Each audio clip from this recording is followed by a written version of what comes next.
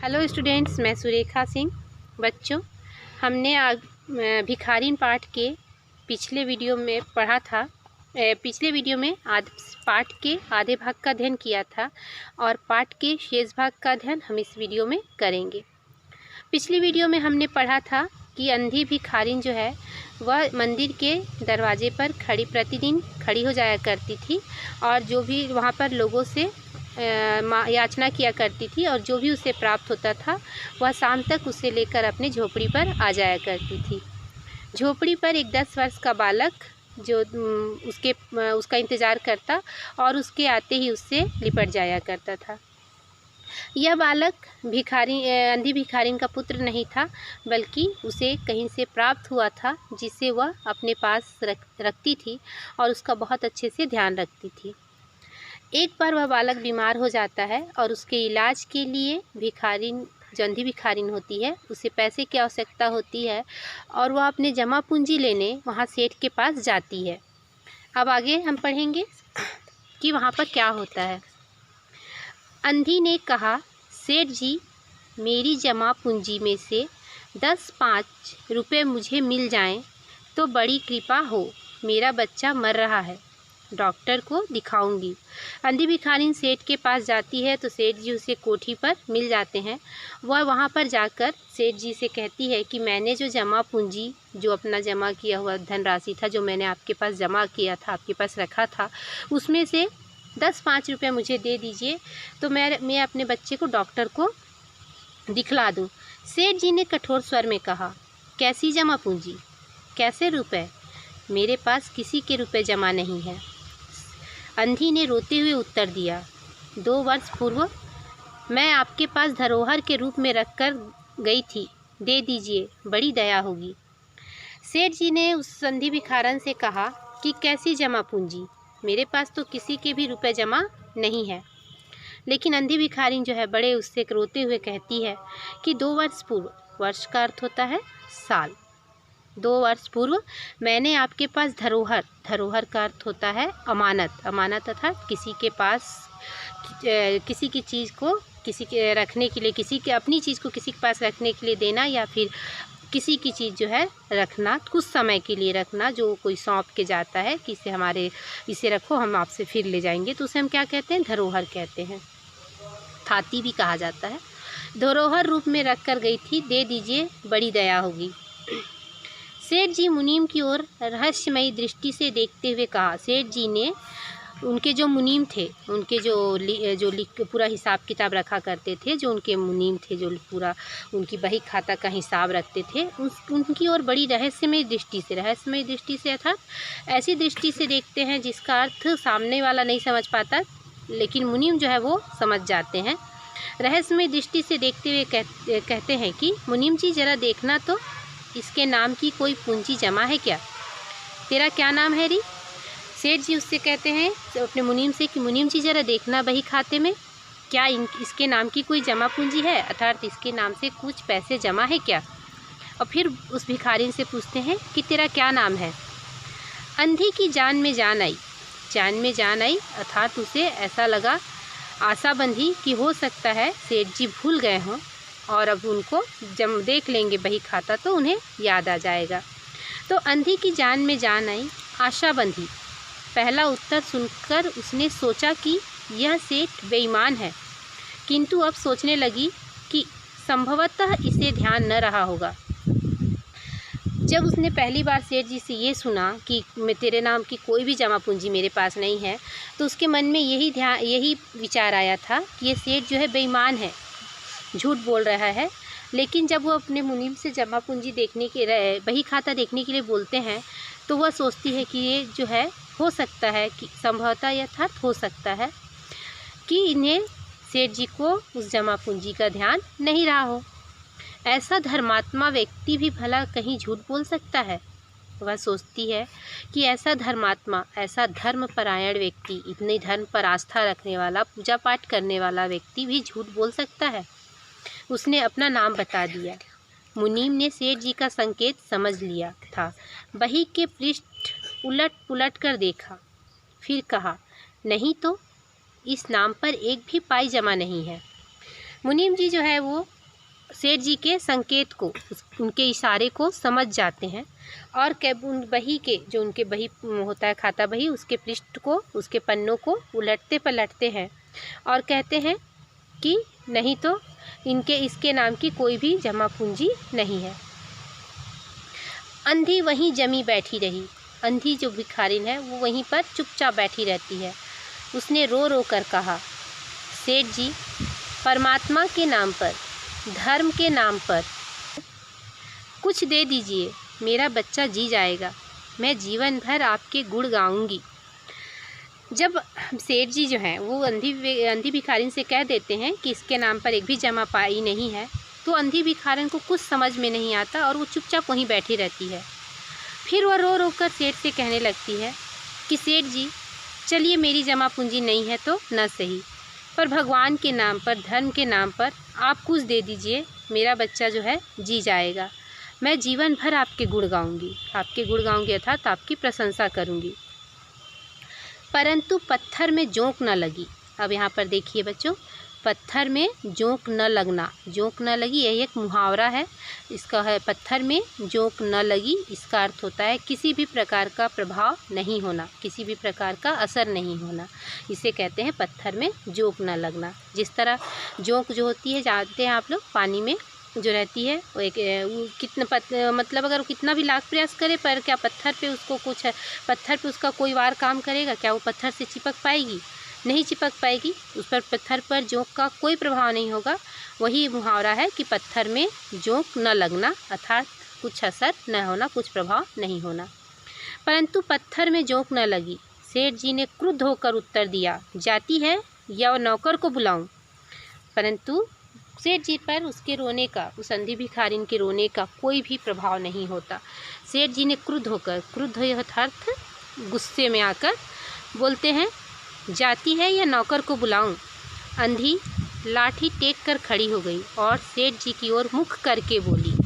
अंधी भिखारिन जो है वो अपना डंडा जो है टेकती है, खड़ी हो जाती है और सेठ जी की तरफ मुँह करके बोलती है, मुख अर्थात मुँह, बोलती है, अच्छा भगवान तुम्हें बहुत दें, और अपनी झोपड़ी की ओर चल दी। जब अंधी भिखारिन बेबस हो जाती है, लाचार हो जाती है, तो वह कुछ नहीं कहती, बस अपना डंडा टेकती, अपनी लाठी टेकती है, उठाकर खड़ी होती है टेक कर, और उसके सेठ जी की तरफ मुँह करती है और कहती है कि ठीक है, अच्छा है, भगवान तुम्हें बहुत दें, और अपनी झोपड़ी की ओर चल देती है। यह आशीष न थी, आशीष अर्थात आशीर्वाद, दुआ। यह आशीष न थी बल्कि एक दुखिया का श्राप था। श्राप अर्थात आह, किसी को बद्दुआ देना, जिसे हम बोलते हैं बद्दुआ। आशीष और श्राप विलोम शब्द हो जाएंगे, आशीष श्राप। आशीष का विलोम श्राप और श्राप का विलोम आशीष, ये दोनों क्या हो जाएंगे? विलोम शब्द हैं।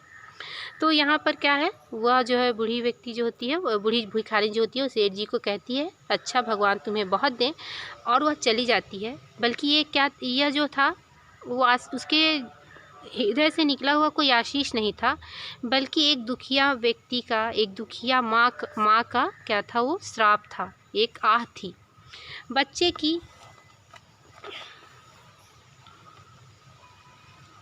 बच्चे की दशा बिगड़ती गई, दवा दारू हुई ही नहीं, फ़ायदा क्यों कर होता।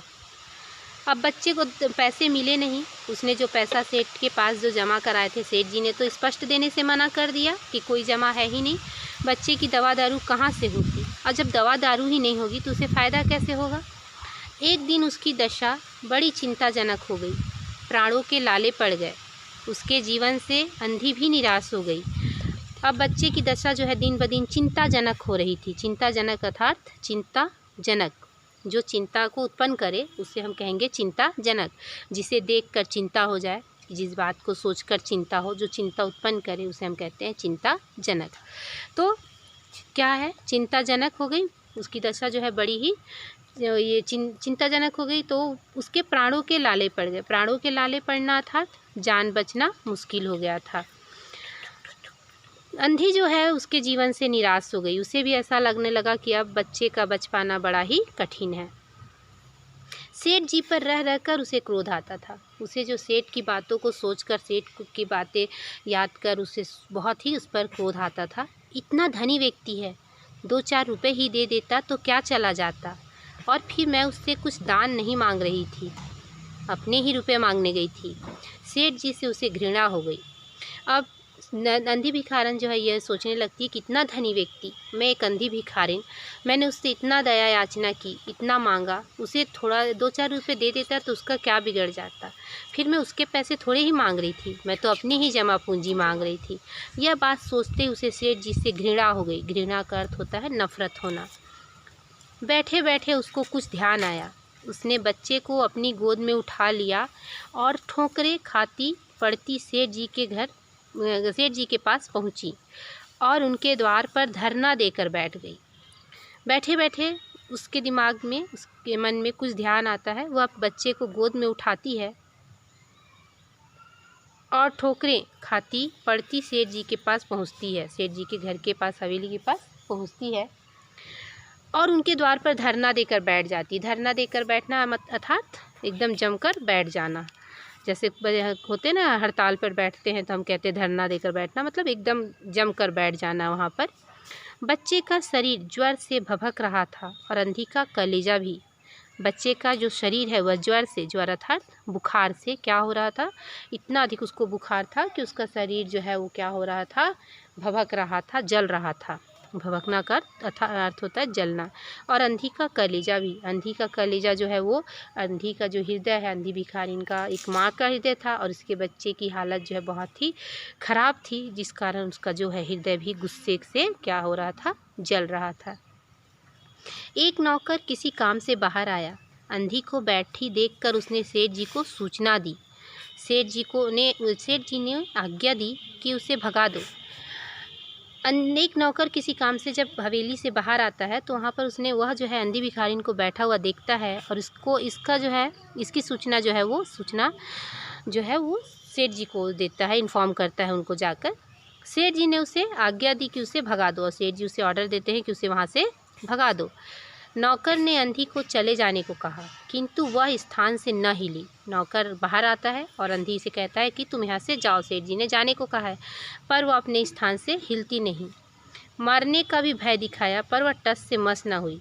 नौकर ने उसे कहा, मारूंगा अगर तुम यहाँ से नहीं गई, पर वह जो है अपने स्थान से हिलती नहीं। टस से मस न होना मतलब मुहावरा है ये भी, अपने स्थान से थोड़ा भी न हिलना। नौकर ने फिर अंदर जाकर कहा कि वह नहीं टलती। नौकर ने जाकर सेठ जी से फिर बताया, सूचना दिया कि मैंने उसे बहुत समझाया, भय भी दिखाया, परंतु वह वहाँ से नहीं जा रही है, नहीं टलती अर्थात वहाँ से नहीं हट रही है। सेठ जी स्वयं बाहर पधारे। सेठ जी बाहर आए, देखते ही पहचान गए। बच्चे को देखकर उन्हें बहुत आश्चर्य हुआ कि उसकी शक्ल सूरत उनके मोहन से बहुत मिलती जुलती है।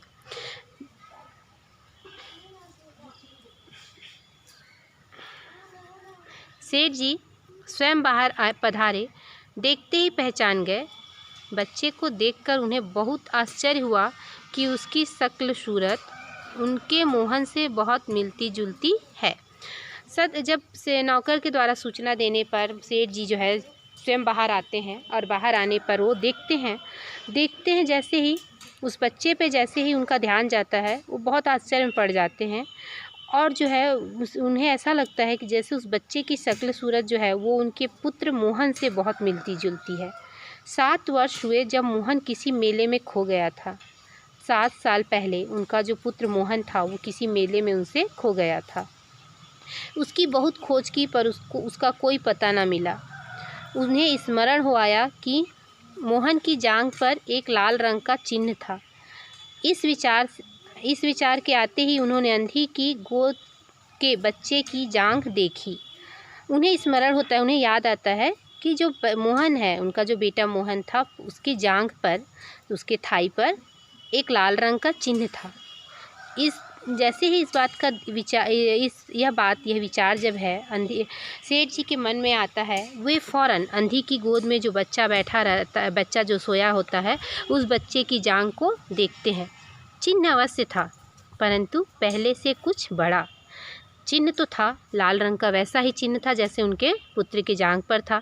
चिन्ह था लेकिन पहले से थोड़ा बड़ा था। उनको विश्वास हो गया कि बच्चा उन्हीं का मोहन है। अब सेठ जी ने जैसे ही चिन्ह देखा वे तुरंत पहचान गए कि यह बच्चा तो उनका पुत्र मोहन ही है। उन्होंने तुरंत उसको छीनकर अपने कलेजे से चिपटा लिया। सेठ जी की ममता जो है जाग उठती है और तुरंत उस बच्चे को उस अंधी भिखारन के गोद से छीन लेते हैं और अपने कलेजे से अपने सीने से लगा लेते हैं। शरीर ज्वर से तप रहा था। बच्चे का जो शरीर है वो बुखार से एकदम ज़्यादा गर्म था, जल रहा था। नौकर को डॉक्टर लेने को भेजा और स्वयं मकान के अंदर चल दिए। उन्होंने तुरंत नौकर को आज्ञा दी, डॉक्टर को बुलाओ, और तुरंत बच्चे को लेकर मकान के अंदर चले जाते हैं। तो बच्चों, इस वीडियो में हम यही पाठ के इसी भाग तक का अध्ययन करेंगे।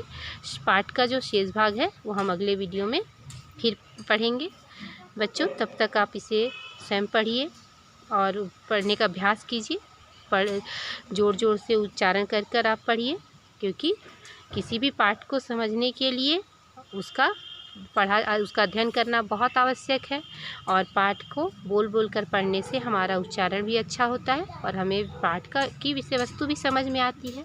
तो आप लोग क्या करेंगे, पाठ को पढ़ेंगे। धन्यवाद।